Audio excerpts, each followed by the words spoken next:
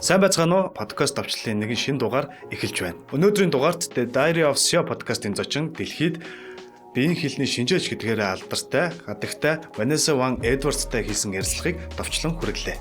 Тэгэхээр хэдүүлээ одоо хамтдаа тэрний өгсөн хамгийн сонирхолтой зөвлөгөөнүүдийг шүүж сонсцгоё.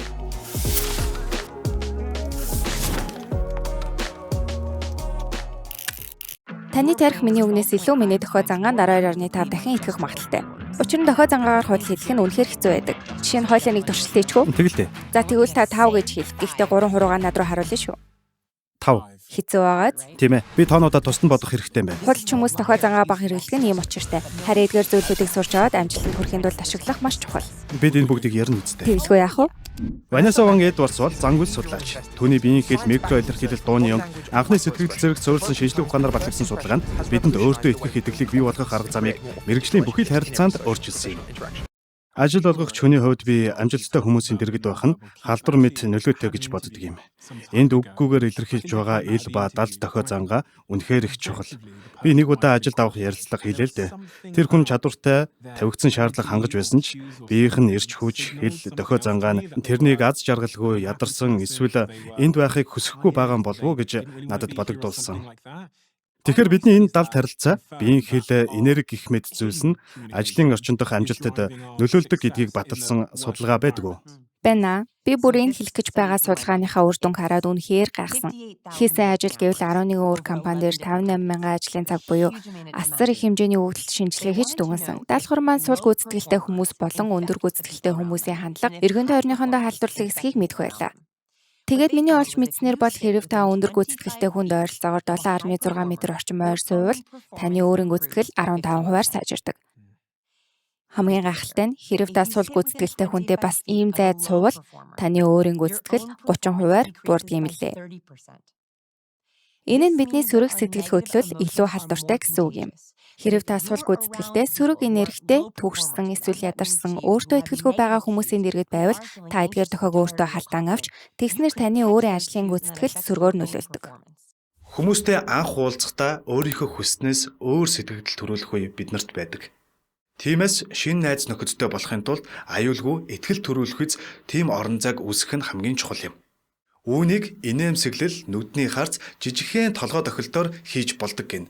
Энэ талаар юу гэж ярьсныг хамтдаа сонсцгоё. Сонирхолтой.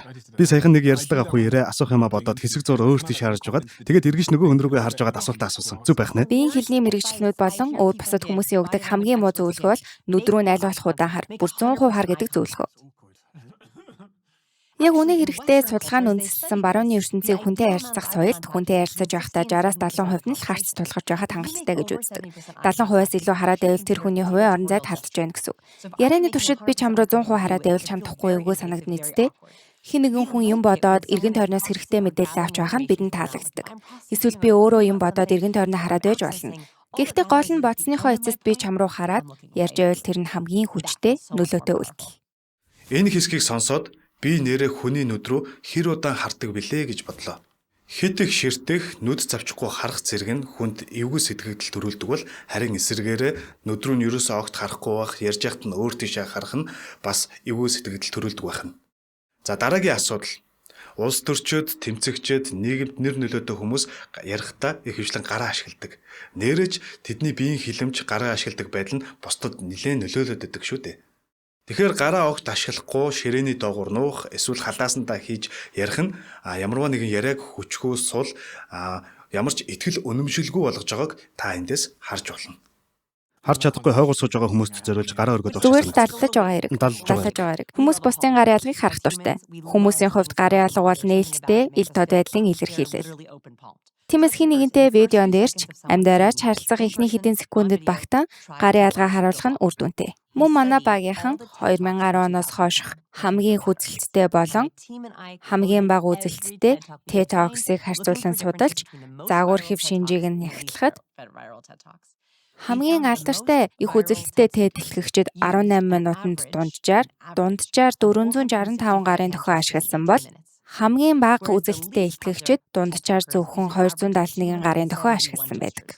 Энэ бас их сонирхолтой тоо баримт байна.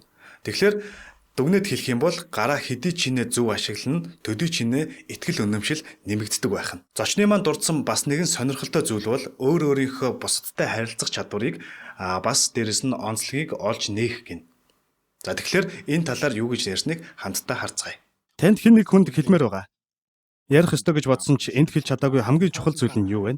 Өөрөөр хэлбэл хүмүүсийн хамгийн их асуудаг, хамгийн их давтагддаг асуулт юу вэ? Надад нэг ярих дуртай түүх байдгийн. Тэр нь Америк нэгдсэн улсын ерөнхийлөгч гэсэн Harry Truman-ы жишээ. Ихэнх хүмүүс түүнийг үнэхээр дотгошоо хүн байсныг мэддэггүй. Америкийн түгэндх ихэнх ерөнхийлөгчид экстраверт буюу олонний дунд маш нээлттэй, сайн ярилцдаг, сайн итгэгчид байсан. Харин Truman эсрэгээр интроверт байсан юм.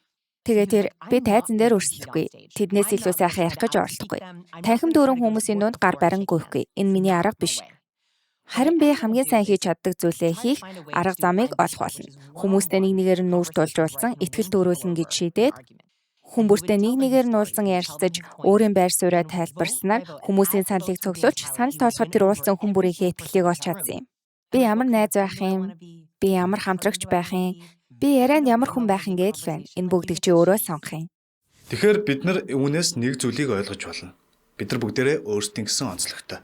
Магадгүй зарим хүмүүс олонний дунд ярилцахдаа илүү нээлттэй чөлөөтэй байдаг бол харин зарим нь ганцаархнаа эсвэл хоёулахнаа ярихдаа илүү чөлөөтэй байдаг. Таны онцлог ямар ч үж болно. Өөрөөсөө өөр хүн болж жүжиглж хэд хүчилж зүтгэх бус өөрийнхөө онцлогийг хадгалж давуу талаа болгох нь бидэнд хамгийн хэрэгтэй юм байна гэдгийг энэ жишээнээс харлаа. Энд хүрээд энэ удаагийн дугаараа өндөрлүүлье. Дараагийн удаа илүү сонирхолтой сэдвээр уулзцгаая.